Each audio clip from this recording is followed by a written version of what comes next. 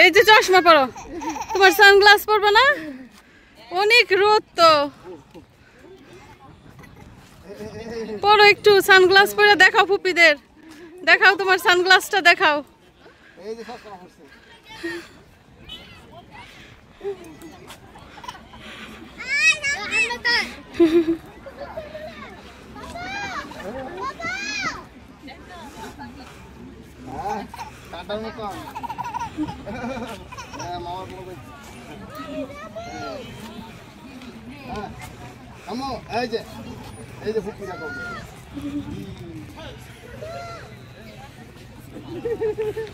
আচ্ছা এটা দাঁড়িয়ে বেটা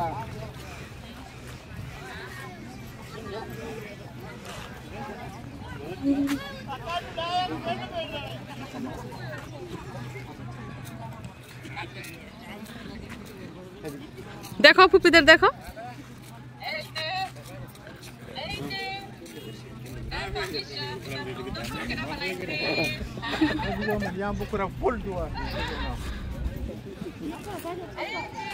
তো এতক্ষণ কিন্তু আমি ঘামি নাই, গরম অনুভব করি নাই। দেখেন আমি ঘেমে গেছি, মানে গরম শরীরে যা লাগে টের পাওয়া যায় না, মানে হিউমিডিটি, শরীর অটোমেটিক ঘেমে যায়।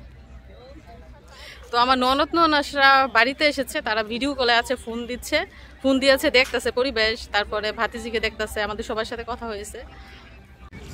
অনেকে হয়তো বা বলতে পারেন এই যে এত মানুষ সাগরের পানিতে গোসল করতেছে, তারা চেঞ্জ করে কিভাবে? এই যে দেখেন, ওয়াশরুমের অভাব নাই, মহিলা পুরুষদের জন্য আলাদা আলাদা ওয়াশরুম, এইখানে কিন্তু তারা চেঞ্জ করতে পারে।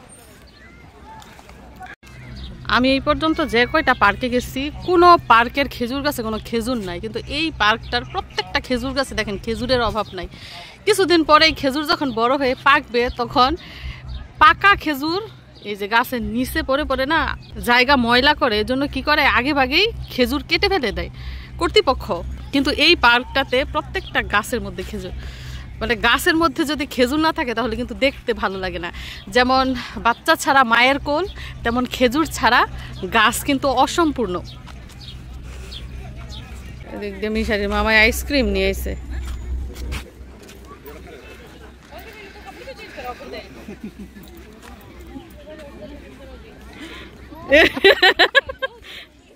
আর মুখে খায় না, নাকে খায়।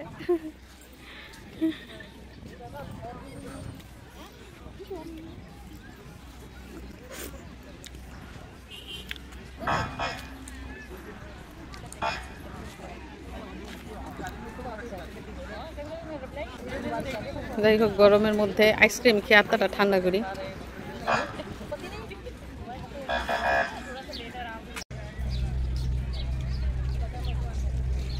এটা কি ফুল বলেন তো?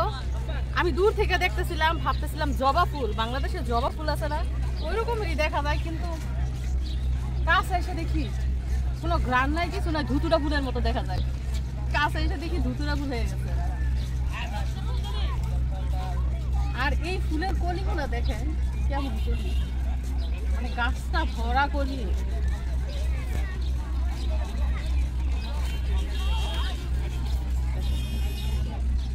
আর দেখেন অবস্থা, নিচে কত ফুল পড়ে গেছে, মানে শিমুল ফুল, সেম শিমুল ফুল পড়ে থাকে না, ওইরকম দেখছেন অবস্থা। মানে এই দেশে ফুল গাছ, ফুল এগুলা আশ্চর্যজনক না? পার্ক গুলাতে এখন এত সুন্দর ব্যবস্থা, জায়গায় জায়গায় ফুলের গাছ, ফুল, খুব ভালো লাগতেছে, যদি কোনো গ্রান নাই।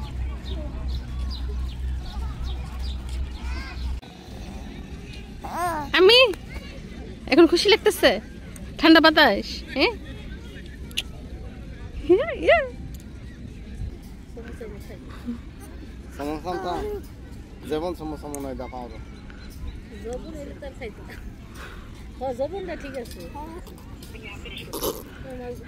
নাগেটস আনো, ইয়ে আনো, মানে মিলাই দিলে নাগেটস আর ফ্রেঞ্চ ফ্রাই মনে হয় খাইবো।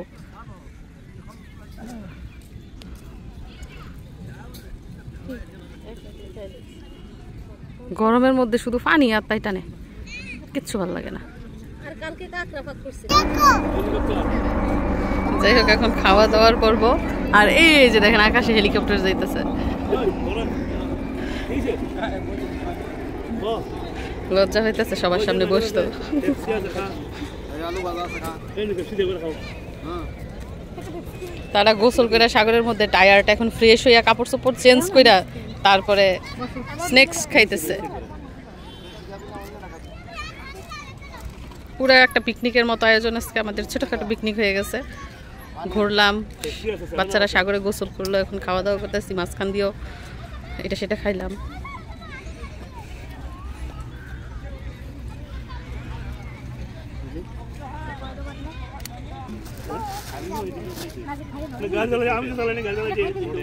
ওটা না হাবিব আমার পিছনে আসিল, আমার মাইরে থাকলে হেরো মারতো।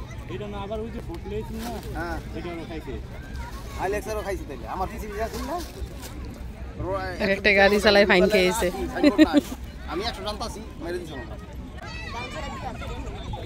এখন আছে মেসেজ সাজাম তো আমি তো অনেক একদিন হইতো কি খবর ভালো আছে কই আছে বাইরে নি।